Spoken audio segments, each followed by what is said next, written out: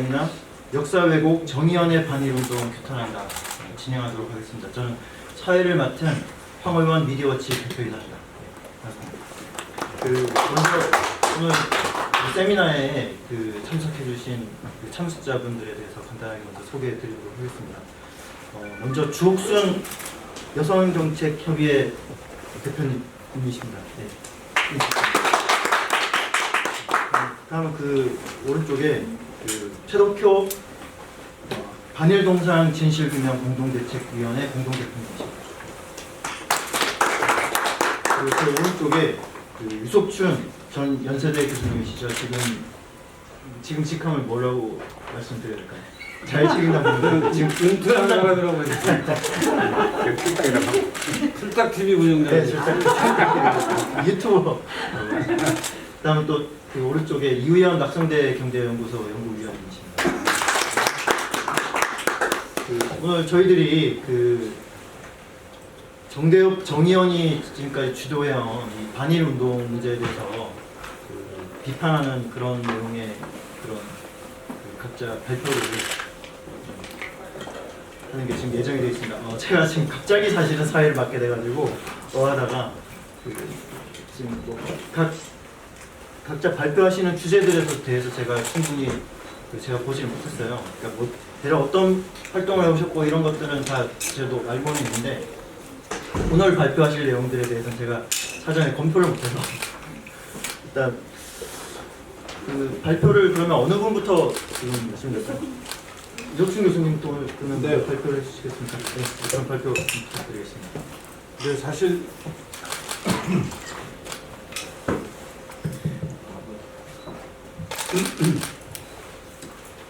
오늘 제가 발표드리는 내용, 오늘 제가 발표드리는 내용은 제가 유튜브 방송에서 우연히 하게 된 말을 정리한 것 같아요. 근데 기본적으로 이제 위안부 문제에 대해서 우리나라 사람들이 지나치게 역사적 사실을 잘 모르면서 지나치게 반일 감정을 자극하고 있는 현실이 우려스럽다는 말씀을 드린 방송이었고요. 그 내용은 이런 겁니다. 그러니까 가장 중요하게 지금 위안부 문제에서 우리가 짚고 넘어가야 할 부분이 강제동원이 있었느냐 하는 부분이거든요. 강제동원이라는 말은 더 구체적으로 얘기하면 예컨대 평범한 일상생활을 하는 우리 그 당시의 젊은 여성이 예컨대 마을에서 빨래를 하고 있다든가 부엌에서 밥상을 차리고 있다든가 하는데 일본의 공권력, 경찰이나 헌병 또 군인들이 와서 그 여자를 본인 의사에 전혀 반하고 가족들 의사에 반하게 막 잡아간 것으로 우리 국민들은 대부분 알고 있습니다. 근데 이게 좀 잘못된 게 아니라 엄청나게 잘못된 거다 라는 사실을 좀 우리가 알아야 되는데 그것을 알리는 일이 너무 힘들어요. 예컨대 제가 이제 수업 시간에 같은 얘기를 벌써 1년도 더 됐어요. 작년 9월 달에 했더니 그때 했던 것을 녹음해서 이제 문제가 돼가지고 제가 우연히 발언한 것 중에 궁금하면 한번 해볼래요라는 발언을 했더니 궁금하면 매춘을 해볼래요라고 나는 들렸다고 하면서 이제 제가 징계도 당하고 하는 이런 일까지 벌어지는 판이니까 오죽 힘들겠어요. 실제 대학교에서 교수가 강의실에서 학생들을 상대로 일제시대에 있었던 일은 이렇게 보는 게 맞다라는 것을 하는 중에 벌어진 일인데 그것도 문제가 되는 판이니까 일반 분들 사이에서는 전문적인 연구를 하신 적도 별로 없는 분들 사이에서 국민적인 어떤 상식이 잘못된 건데 그 상식이 그냥 너무 쌓여서 일제시대에는 일본이 우리나라 사람들을 강제로 데려다가 우리나라 젊은 여자들을 강제로 데려다가 위안부로 삼았다. 그리고 그 위안부들은 노예와 같은 생활을 하다가 근근히 이제 살아나왔다. 이런 얘기들을 퍼뜨리고 있는 것이 너무 사실하고 맞지 않고 이제 그런 얘기들이 퍼진 결과로는 오늘날도 지금 일본이 패망하고 일본이 이제 다시 태어난 새로운 국가가 돼서 우리하고 민주주의 또 시장경제 자유로운 어떤 사회 개방적인 사회 이런 것을 공동의 가치로 삼는 일본과 우리가 공유하고 있는 가치인데 이런 가치를 공유하는 국가와의 관계를 협력적인 관계로 더 발전시켜야 되는 이런 상황에서 과거에 있었던 일을 잘못 알려서 지금 우리가 협력해야 할 나라를 자꾸 멀어지고 공격하게 해서 불필요한 긴장과 갈등을 만들어내는 이런 상황이 정말 잘못된 거다 하는 얘기를 제가 했었고 오늘 이 세미나의 취지도 그런 맥락에서 이제 드디어 좀 학계에서만 학계에서도 뭐 아주 일부 소수의 학자들만 그런 얘기를 하던 상황에서 이제 이런 얘기를 좀 일반 대중에게 퍼뜨리는 계기가 될 수 있지 않을까 하는 게 이제 오늘 이 행사의 가장 큰 중요한 취지 의미일 것 같고요. 제가 겪어보니까 이렇더라고요. 제가 이제 지난해 연세대 사건을 겪으면서 아주 구체적으로 파악하게 된 피부에 닿는 현실 중에 하나는 각 대학에 평화나비라는 정의기억연대의 어떤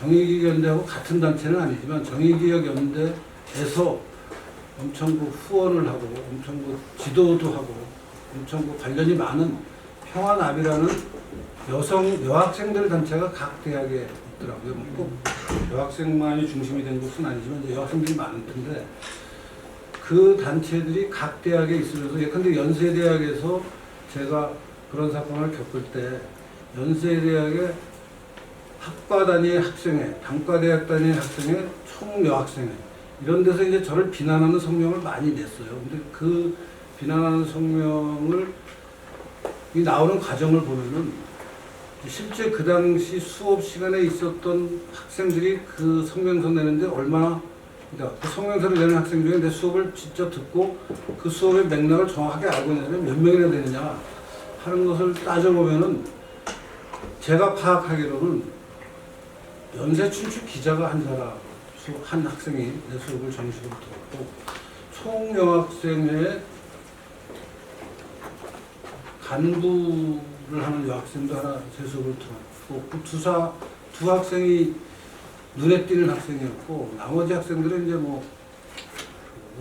우리가 부르는 운동권하고 관련된 학생들은 아니었던 것으로 제가 파악하고 있는데 그 두 학생이 수업에서 있었던 것을 좀 자기들 식으로만 해석을 해서 막 퍼뜨리는데 가만히 보니까 그 학생들과 이 평화나비하고 연관이 많은 걸로 파악이 되더라고요.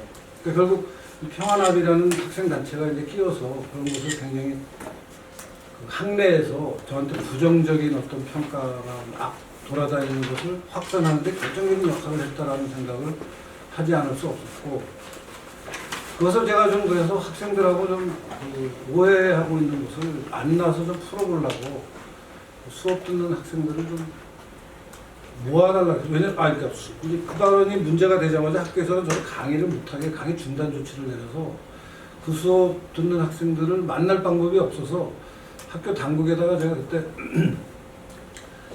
그 오해가 있는 것 같으니까 그 학생들하고 만나야겠다. 그런 얘기를 이제 학과장을 통해서 또 학장을 통해서 학교 당국에다 얘기를 했더니 학교 당국은 일단 이런 문제가 돼서 이게 성희롱이냐 아니냐가 지금 문제가 되고 있으니까 학생들하고 만나는 것은 주선해 줄 수가 없다. 성희롱 문제는 소위 말하는 2차 가해 이런 게 이제 문제가 된다고 하면서 학생들하고 만나면 계속 악화만 되니까 절대 만나지 마라. 그래서 결국 그 수업을 듣는 학생들하고는 소통할 방법이 없었어요. 제가 따로 메일을 보내도 만약에 메일이나 이런 방법으로 연락을 해도 만약에 그 학생 중에 하나가 그걸 다시 문제 삼으면은 문제가 더 악화되는 상황인 걸로 이제 파악이 되더라고요. 그래서 결국 개인적으로 물론 그 학생들 중에 저한테 먼저 이러저러해서 교수님이 오해를 받고 있는 것 같아서 좀 안타깝다 이런 얘기를 하는 학생들은 몇 사람 있었는데 그 학생들하고는 제가 연락을 했지만 내가 먼저 내 생각에 동의 안 하는 학생한테 연락을 했다가 이 성희롱 교수가 또 2차 가해를 위해서 2차 가해를 하려고 나한테 접근했다 이런 얘기를 듣게 되면은 안 된다고 그것도 굉장히 불리한 상황이 된다는 얘기를 들었어요. 그래서 그런 식으로 맞아요. 이제 학생들하고 소통할 수 있는 창구는 딱 막혀 있는 상황에서 이 평화나비라는 단체가 나중에 보니까 이제 그 위안부상 앞에서도 저는 그때부터 알게 됐지만 오랫동안 이제 시위를 많이 했던 단체이고 위안부를 끼고 도는 거죠. 위안부 상을.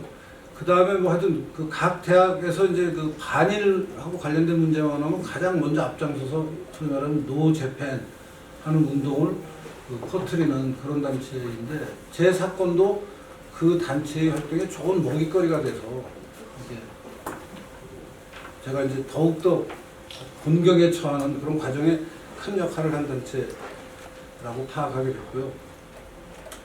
이 평화나비라는 단체는 보니까 그 이제 페미니즘적인 여성하고 남성이 뭐 평등한 관계를 맺어야 된다 뭐 그런 얘기를 하는데 그게 이제 우리가 상식적인 차원에서 수용할 수 있는 얘기를 하면은 얼마든지 저도 뭐 개인적으로 그런 정도의 남녀 평등은 당연히 이루어져야 된다, 있어야 된다라는 생각을 하는데 이 극단적인 페미니즘으로 가면은 이제 이 단체는 일종의 일본하고 관계된 문제를 극단적인 페미니즘하고 연관을 지어서 굉장히 혼란스럽게 만드는데요. 극단적인 페미니즘으로 가면은 사실 이 페미니즘이라는 게 시작이 막스주의가 89년에 동구에서 이제 무너지고 나서는 굉장히 어떤 암담한 상황이었는데 이 암담한 상황을 타개하는 방법 중에 하나로 이제 페미니즘하고 결합을 해서 물론 그 전부터도 페미니즘과 막시즘이 결합하는 어떤 그 이론적인 작업들은 있었지만 동구권이 무너지면서 실제 현실에서 막스주의적인 어떤 세계관, 즉 이 부르주아 중심의 사회를 타파하고 계급적인 어떤 혁명을 해서 프롤레타리아 사회로 가자라는 얘기는 이제 현실에서 힘을 잃었는데 그 현실에서 힘을 잃은 것을 돌파하는 방법으로 페미니즘적인 어떤 방법으로 해결책을 찾아 나가서 이제 기본적인 것은 이제 계급 사회를 유지하는 게 예컨대 이제 막스주의에서는 국가나 가족, 종교 이런 것듯이 계급적인 어떤 불평등을 사람들에게 잊게 만드는 싸우지 말고 친근하게 평화롭게 살아라 하는 이데올로기를 주입하는 그 기구로 국가 권력이나 종교 권력이나 또 뭐 가족 관계 이런 것들이 그런 것을 억압하는 장치니까 이것을 타파해야 된다는 얘기들을 막스주의가 이미 오래전부터 하고 있었는데 그것을 이어받아가지고 페미니즘이 이제 그 부분을 파고드는 거죠. 남녀관계, 가족관계라는 것 때문에 남녀가 평등한 것을 이루지 못하고 있다. 이 가족을 깨뜨려 버리자. 그다음에 또 뭐 국가가 전체 국민을 잘 살게 해준다는 명분 아래 노동자들은 계속 억압하고 부르주아들만 좀 편을 들어준다. 그래서 뭐 무슨 막스주의에서 국가를 볼 때 뭐 무슨 밀리밴드식으로 국가를 보느니 폴란드식으로 국가를 보느니 문제가 굉장히 복잡한 게 많았는데요. 결국은 페미니즘이 그걸 이어받아서 남성이 여성을 억압하는 것을 방조하는 게 국가다. 그러니까 국가도 때려엎어야 된다. 일종의 아나키즘으로 무정부주의를 가자는 얘기를 하게 되고 그런 것들하고 지금 우리 지금 이따가 발표하실 최덕효 우리 대표께서 이분에 대한 얘기를 자세히 해주실 것 같은데 그런 식으로 이제 막스주의의 활로를 페미니즘이 터주고 그 페미니즘이 이제 우리나라에도 막 수입이 돼서 그 페미니즘적인 시각으로 이제 여성 문제를 보면은 일본 위안부 일제시대에 있었던 위안부 문제를 그 당시에 구체적인 상황 때문에 벌어진 일이 아니고 마치 보편적인 남자와 여자의 어떤 갈등의 맥락에서 벌어진 일로 이걸 볼 수 있지 않느냐. 남성이 억압적인 여자를 억압하는 과정 중에 벌어진 일이다라는 식으로 확대 해석을 하면서 이 위안부 피해자들한테 그래서 여성들이 남성들에게 대항한 어떤 자의식을 가져야 되고 그것을 행동으로 보여야 되고 하니까 위안부를 겪었던 여러분들이 그 역사의 어떤 보편적인 힘, 자기들이 얘기하는 그 힘을 이제 임파워먼트, 자기 몸속에 그걸 활성화시켜서 사회적인 투쟁으로 가야 된다. 그러면서 이제 위안부를 겪은 분들한테 굉장히 어떤 역사적인 사명의식을 많이 불어 넣어주는 것 같아요. 그래서 그것을 지나치게 하고 있는 거 아닌가 하는 생각이 저는 들고 그러니까 실제 과거에 있었던 그 위안부들의 상황을 보면은 강제 동원이 아니고 이제 그 당시에 여러 가지 상황 때문에 가족이나 부모들이나 주변에서 이 여자들을 지켜주지 못한 거죠. 그러니까 뭐 결국은 그 이제 매춘을 하는 상업적인 어떤 그 시스템이 공창제가 들어와서 그 공창제에 필요로 하는 여성들을 공급하는 그 메커니즘에 이제 속아서 들어가는 거죠.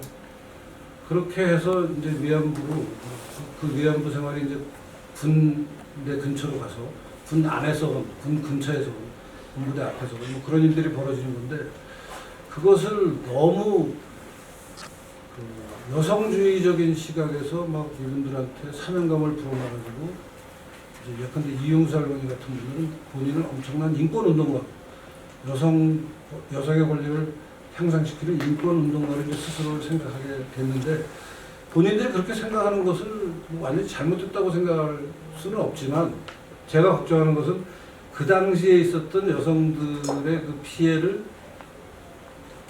우리가 어떻게 보상해야 되냐, 오늘 어떻게 평가해야 되냐 하는 문제에 들어가면은 그런 여성 인권 운동가적인 상황에서 이 문제를 보면 답이 안 나온다는 거죠. 그러니까 일제시대에 있었던 일과 오늘날의 여성들이 뭐 어떻게 보면 여전히 차별받고 있다는 얘기를 할 수 있는 것을 연관지어서 그때나 지금이나 다 피해를 받고 있으니까 이걸 해결하자. 그러면 사실은 남성 가부장제를 이제 때려 없자라는 얘기밖에 안 나오는데 지금 그 문제를 계속 문제제기하면서 시끄럽게 떠들어서 그러면 일제시대에 있었던 그 위안부 여성들의 그 애처로운 그 삶의 궤적을 우리가 보상해 줄 수 있느냐?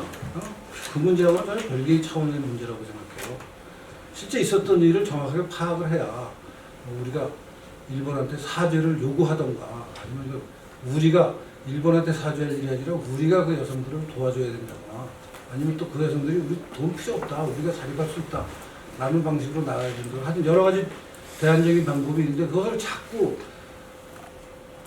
유사일에 항상 존재해온 남녀의 문제로 이걸 치환해가지고 확대 해석하니까 일본하고의 어떤 불편한 관계가 답이 나올 수가 없는 관계로 가면서 일본의 국가도 없어져야 되고 대한민국의 국가도 없어져야 되고 북한에는 해당이 안 돼요. 북한도 없어져야 되고 중국도 없어져야 되고 세계 국가들을 다 때려 없자 뭐 이렇게까지 연결이 돼. 왜냐하면 여자가 착취당하는 것은 남성이 지배하는 사회를 국가 권력이 뒤에서 뒷받침해주고 있기 때문에 벌어지는 일이다. 뭐 이렇게 연결이 되는 해석을 하기 시작하면은 위안부 문제에 대한 해결책은 필요가 없는 거죠. 그냥 계속해서 문제 제기만 하면서 사실 뾰족한 답도 없이 지금 그런 상황이 이 위안부 문제를 둘러싸고 벌어지고 있는 게 이 페미니즘적인 어떤 시각이 개입한 결과이고 페미니즘적인 시각을 젊은 대학생들한테 개입하는데 중요한 역할을 하는 게 평화나비라는 단체인 것 같고 해서 이런 문제들을 우리가 좀 어떻게 살펴봐야 될 것이냐 하는 것을 가지고 오늘 이렇게 말씀을 나누게 돼서 굉장히 이런 기회가 점점 그 일반 분들한테 여러분들한테 이런 생각을 하도록 하는 계기가 계속 제공되는 게 굉장히 중요하다는 생각을 합니다. 이상으로 너무 많이 떠들었네요. 네, 미석준 교수님 아주 좋은 말씀을 해주셨습니다. 지금